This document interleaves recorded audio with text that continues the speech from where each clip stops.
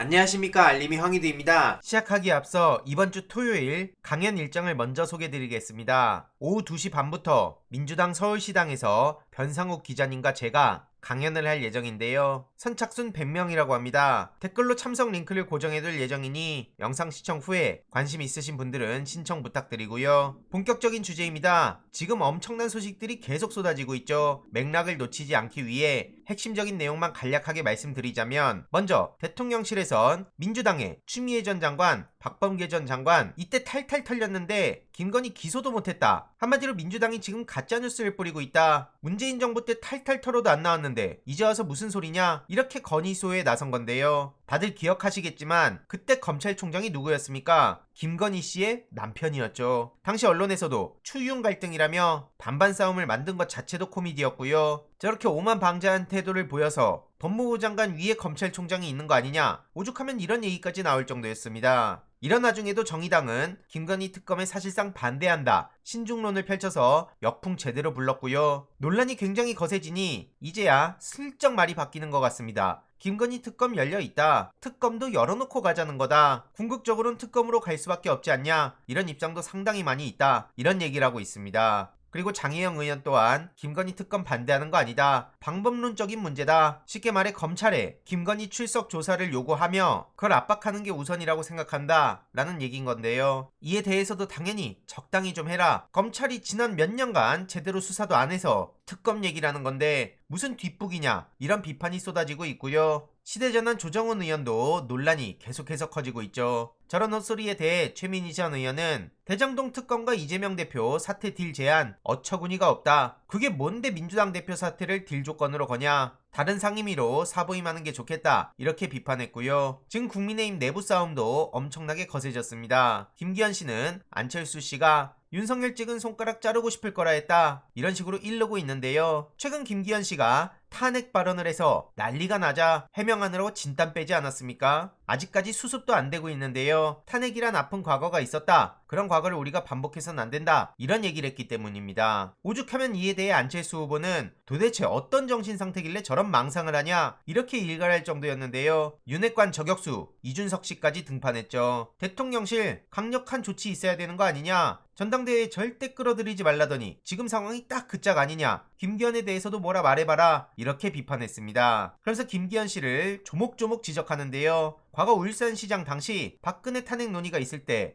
누구보다 앞장서서 탄핵에 찬성한다더니 이제 와가지고 저런 태세 전환하고 이런 건 온당하지 못하다, 저런 방식으로 총선에서 민주당 이길 수나 있겠냐, 이렇게 꼬집은 겁니다. 어쨌든 논란이 굉장히 거세지자 뒤늦게 김기현 씨는 말을 바꾸는데요. 탄핵 얘기를 꺼낸 지 이틀 만에 파장이 커지자 부랴부랴 말을 바꾼 겁니다. 하지만 이미 많은 시민들의 비판을 받고 있는 데다 국민의힘 내부에서도 엄청난 지적을 받고 멘붕 제대로 온 것으로 보이는데요. 오죽하면 최근 이준석 전 대표는 인터뷰를 통해 윤석열 대통령이 김기현 선택한 건 선거를 몰라서다, 이렇게 비판하고 있습니다. 엄밀히 따지면 조롱이죠. 그러면서 친윤 표단속에 대해서도 공개하며 바보들이라고 조롱하는데요. 저런 식으로 분산 투표를 하면 이준석계 당선을 막을 수 있을 거다, 이런 얘기를 하고 있는 걸 꼬집은 건데, 오히려 저러면 고맙죠 바보들아, 이렇게 목소리를 높였고요. 국민의힘 내부에서도 굉장히 약오를 것으로 보입니다. 이에 배현진 의원이 직접 나서서 직접 파악해야겠다, 윤핵관 누가 돌렸는지 이름 한번 공개해봐라, 주작이 아니면 수신인이 번호 가지고 계실 텐데 한번 단속을 하려는 거다, 이렇게 반응했고요. 안철수 후보는 친 이준석계를 지적하고 있지만 오히려 이준석 전 대표에게 괜히 조롱만 더 당하고 있는 게 현실입니다. 거듭 말씀드리지만 정치를 게임처럼 하는 이준석 전 대표의 파해법은 따로 있고요. 저런 식으로 대응하면 오히려 먹잇감, 장작만 던져주는 게 현실이기 때문입니다. 게다가 최근 태영호 씨가 논란 제대로 터졌죠. 제주 4.3 사건 관련해서 김일성에 의해 자행된 만행이다, 이런 황당한 소리를 하면서 희생자들에게 무릎 꿇고 용서를 구한다, 이런 황당한 논리를 펼쳐서 민주당 송재호 의원은 강하게 규탄했는데요. 국민의힘은 또다시 색깔론으로 국민들 갈라치기 하냐, 그리고 제주도민 아픈 상처를 들쑤시냐, 즉각 사죄해라,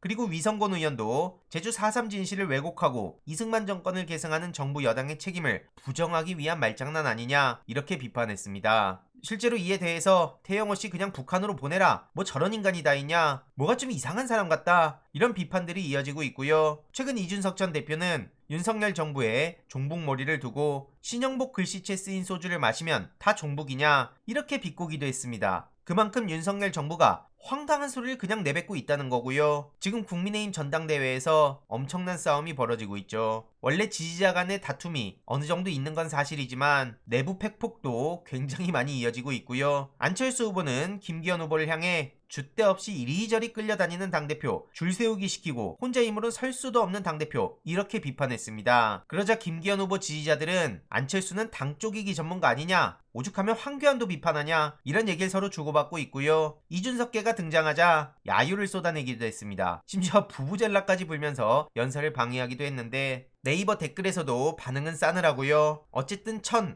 용, 인, 친 이준석계에선 파리채로 간신 파리떼들을 때려잡겠다 이렇게 목소리를 높이고 나섰습니다. 특히 천하람 후보는 이준석처럼 혼자 셀럽 정치할 생각 없다, 팀플레이를 하겠다 이렇게 선언했는데요. 앞으로 어떤 일들이 벌어질지 추가적인 소식 계속 전해드리도록 하겠습니다. 이번 내용도 유익했다면 구독, 좋아요, 알림 설정, 멤버십 가입 정말 큰 힘이 된다는 점 말씀드리고 싶습니다. 주위에 널리 공유 부탁드립니다.